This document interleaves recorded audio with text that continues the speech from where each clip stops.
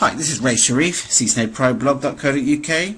Thank you for visiting again, and especially to view this video, which today concerns feedback from a survey I sent to my CCNA Jumpstart students who are all about poised to take the full CCNA course with me.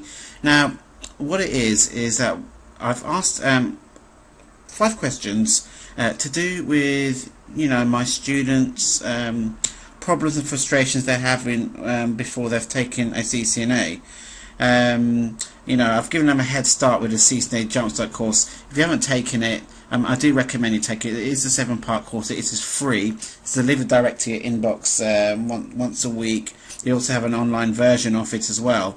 Now, what that does, it basically gives you an introduction to CCNA. It is really actually starting your CCNA.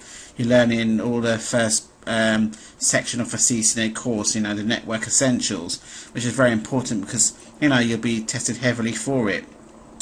Now, I just wanted to get some feedback from my CCNA Jumpstart students because they are having some problems with enrolling with a training provider to take a CCNA course, and I just want to basically show you that we all seem to be in the same boat when it comes to getting a CCNA certification. Now, if you have taken part in this survey, I want to thank you for your feedback because it has helped me really now to develop new blog posts and videos and new exercises that I can place on my blog. It also gave me an idea to basically improve my own CCNA home study course, which I'm going to be relaunching very soon anyway, but I'll give you more details about it sometime this week. Now let's have a look at this survey now. The first question, is I sent to my students was, did you understand the CCNA course? The reason I asked that is because I wanted to make sure that it wasn't too technical for everyone. Bear in mind, it was sent out to 1,000 of my Jumpstart students. 300 replied. I've taken a random sample of 54 just to give us I couldn't go through everything in this video. I've just gone forever, you see. So here it is. So 96% of my students found that the course was easy to understand. They got it. They got the picture.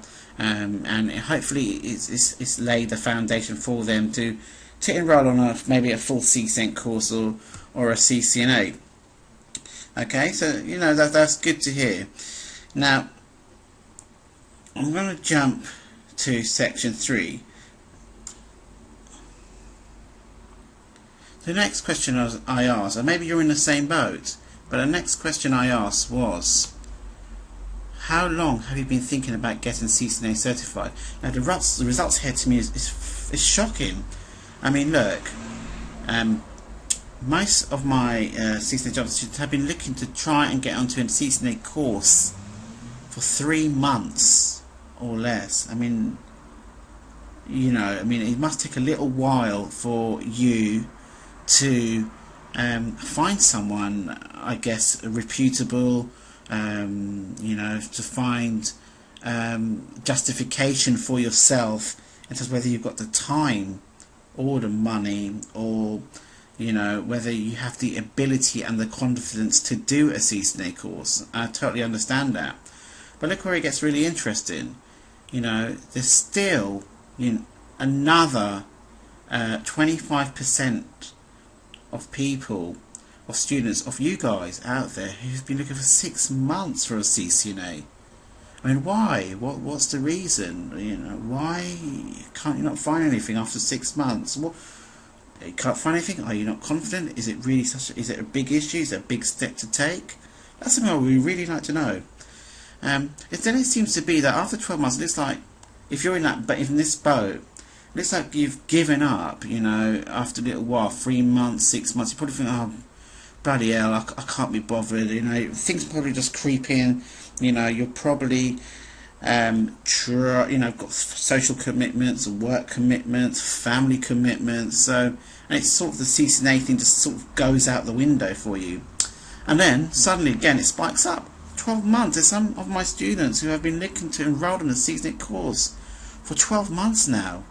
12 months to me, how much wasted money, earnings have you lost in that 12 months since you first started CCNA, thought about doing a CCNA, 12 months later you still haven't enrolled in a CCNA?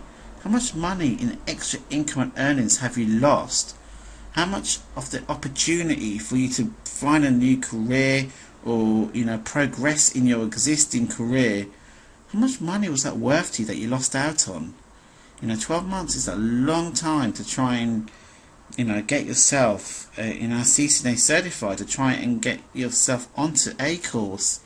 So, you know, I mean, very interesting. It seems like a lot of my students really are struggling to find some sort of solution to help them progress on CCNA. Okay, let's go to the next question. Are you clear on what your very next move is to pass the CCNA, or do you need more advice on a specific subject? Now what I'm going to do is going to click here to show all, you know, these replies. So let's have a look. So are they clear? This is from the Jumpstart course itself. Well, we've got subnet masking. Some people want to do subnet masking. Some students want to go into more about IP routing. Others want to do some practice exams. Some more practice exams here. Looking at ICND, which is like the CCENT. It's going to expand the responses. Sorry. Okay. Some people say they're much more clearer. Others want to learn how to configure, you know, a router sim. Okay. You got,